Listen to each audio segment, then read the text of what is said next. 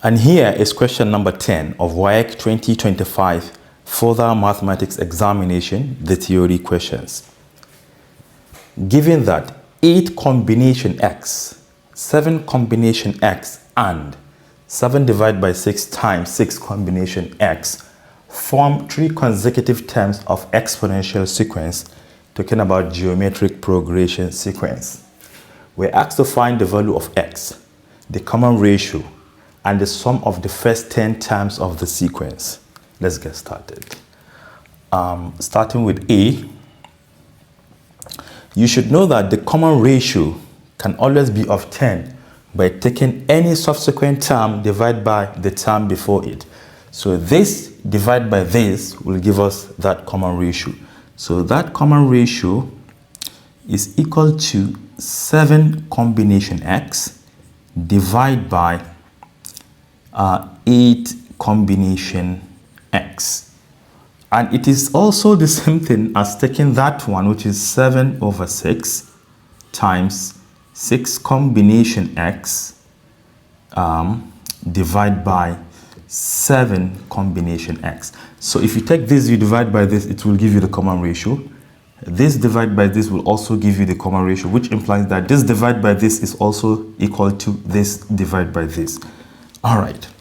So we can use this to find the value of x. What is 7 combination x? It is the same thing as 7 factorial divided by x itself factorial multiplied by 7 minus x. 7 minus x also factorial. But since we are dividing, we can use multiplication and take reciprocal of this. So instead of starting with 8 factorial will now be our denominator. So let's start with the top, which is x factorial multiplied by 8 minus x. 8 minus x also factorial divided by 8 factorial. You should know that this is the same thing as what? This divided by that. So we have, I can take 7 to the top and 6 at the bottom, all the same. 6 factorial, let me shift it a little bit. 6 factorial divided by x factorial multiplied by 6 minus x also factorial. So let us simplify this and find the value of x. You should know that whenever the difference between the two factorial is 1, you see this is 7, this is 8. So if you divide this by this, you're going to get 8. For example, if I have 5 factorial divided by 4 factorial, you can see that this one is greater than this by 1. This is always going to give us 5, provided this is 1 greater than this. So since this is 1 greater than this, this can divide itself 1. It can divide here exactly 8. And 8 x factorial and x factorial will cancel because 1 is at the top, 1 is at the bottom. Observe that this is also 1 greater than this. So the whole of this divided by itself can go here exactly 8 minus x. We are moving. Oh, I have not finished. I'm supposed to divide, right? Divide, simply multiply by the reciprocal, which is going to give us, we flip it upside down, right? It will going to give us x factorial times 7 minus x. Also factorial divided by 7 factorial. All right. This equal to 1. This, we have 7. This and this will cancel. This can go into itself one time. It can go here exactly 7 minus x, right? We still have 7 over 6 here, don't forget. You see we have nothing here. Here we have 8 minus x.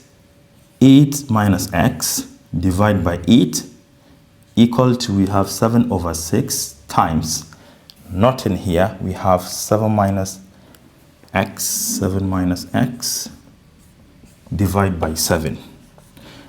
What can we cancel? This and this can cancel. So we can cross multiply, right? We take this, we multiply by the whole of this, equal to this times that. Okay, let me see. 8 times 6 is 48, right? So we have 48 here. 48 minus x times 6 is 6x. This time 7 times 8 is 56 minus this time that is 8x. Bring x's to the left. As this crosses over, it becomes positive 8x minus this will give us 2x. Take this one to the other side. This will give us 8 because 56 minus 48 will give us 6. Is this 6? 8.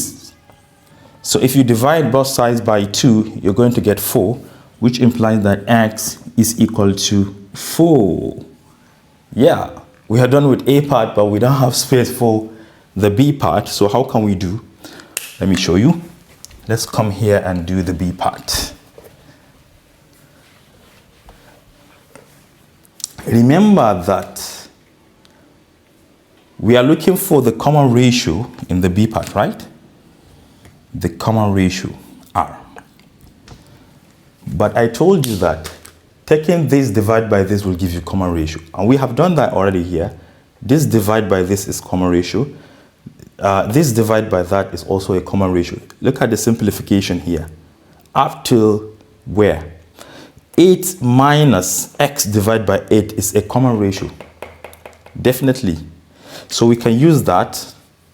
You can use any one of them. You can use this one as well. But let me use this one. 8 minus x divided by 8. So we have 8 minus x divided by 8 is a common ratio because we simplified this divide by this to get this one. But we have seen that x is equal to 4 from here.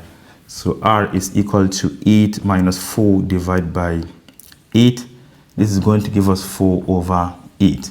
And to the simplest form, this is equal to 1 over 2. So the common ratio is 1 over 2. And you can see the absolute value of our common ratio is less than 1. All right, so we can use this. We are asked to find the sum of the first 10 terms. To do that, we need the first term. But we have not simplified the first term. Let me do that here. The first term is this one, which is 8 combination x. A is equal to 8 combination x, which is equal to 8 combination what? 4. Because we have seen that x is equal to 4. Which implies what? This is equal to 8 factorial divided by 4 factorial times 8 minus 4, which is also 4 factorial. This is what we need to simplify to get A. Well, let me see whether I can do that directly here. 8 times 7 times 6. Let me do that. 8 times 7 times 6 times 5 times 4 factorial, stop here. Divide by 4 factorial, which is going to cancel this one. Another 4 factorial, which is 4, 3, 2, 1. 3 and 2 together will give us 6, which is going to cancel this one. 4 here, 1, 4 here, 4. Am I making sense? Yeah. So what we need to do here is to multiply. No, 4 here is 2, not 4. 4 divide 1, 4 divide itself 1 time, and it can divide 8 2 times. So 7 times 5 is 35. 35 times 2 is 70, which implies that A is equal to 70. All right, so let's continue here.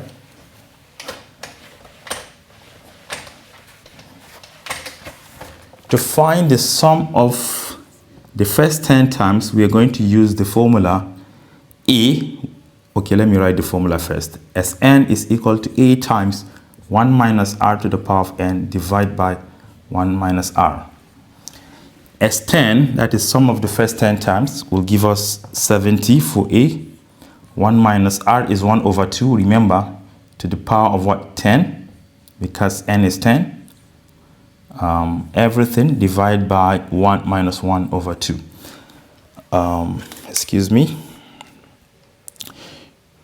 1 to the power of 10 is still 1.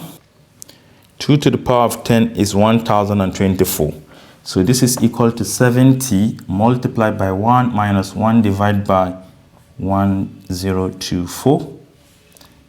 Divide by 1 minus 1 over 2 is 1 over 2. You can multiply the top and the bottom by 2 so that this becomes 1. So this is equal to 70 times 2 is 140.